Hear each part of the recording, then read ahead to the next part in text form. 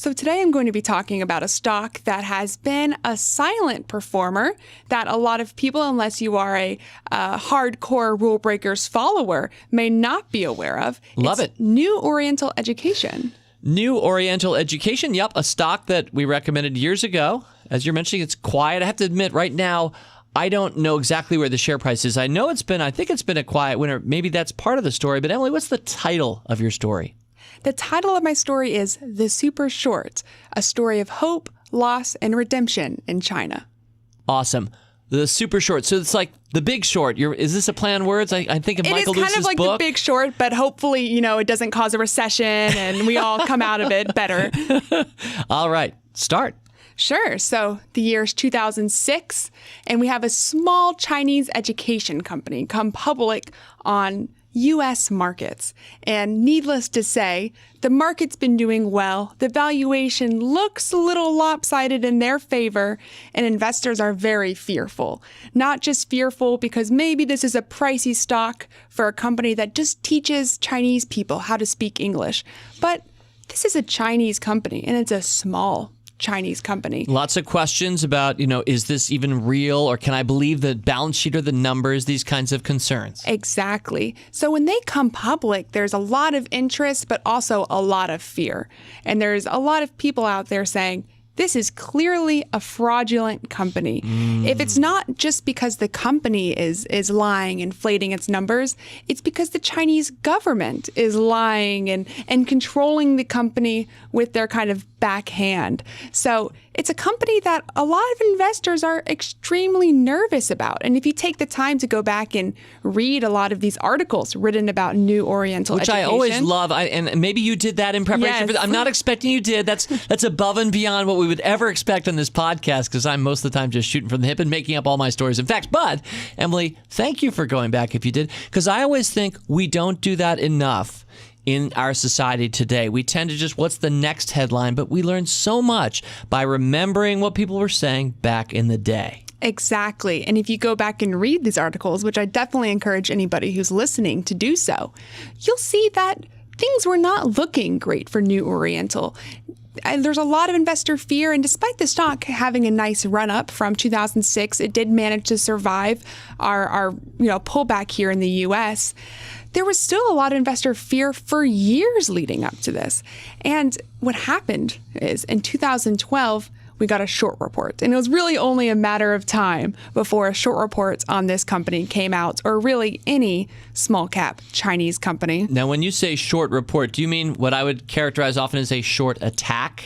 A short attack is an aggressive way to say it, but undoubtedly, Muddy Waters reported it. Of course, they are short the stock, so they have economic interest in pushing the stock price down. But this report comes out and says some very egregious things about the company, essentially saying they're lying, not only about the way they make money, but about the way they report money. They're lying to their auditors, they're lying to their investors, they're lying to the government. And these are huge claims. It sends the stock plummeting. Now, I remember we first recommended this stock. It was, in fact, pretty much this week, just about April 28th, 2010. So it was 9 years ago, pretty much this week. The stock was at 22 back then. Do you remember where it dropped after or around that 2012 report? It had just been off of its 52-week high, which is around $32. Okay. So just off that high, within a matter of days, there was an investigation into their accounting in this short report, which sent the stock down to $11. Wow. I had forgotten.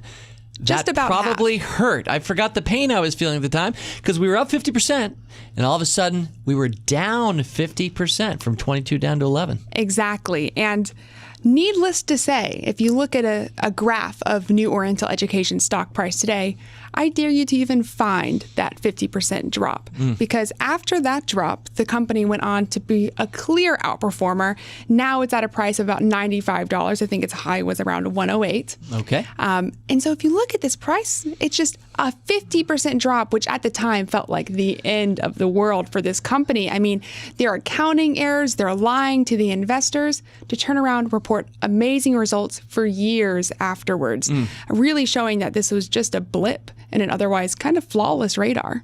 Now, Emily, those who've gotten to know you may remember that you were a Motley Fool intern in the year 2016, and now happy ending, or really happy beginning, you're a full-time employee here at the Fool. But I know you spent some years in China. Did you ever see the New Oriental Education and Technology Group name or brand? Were you aware of the company when you were in China?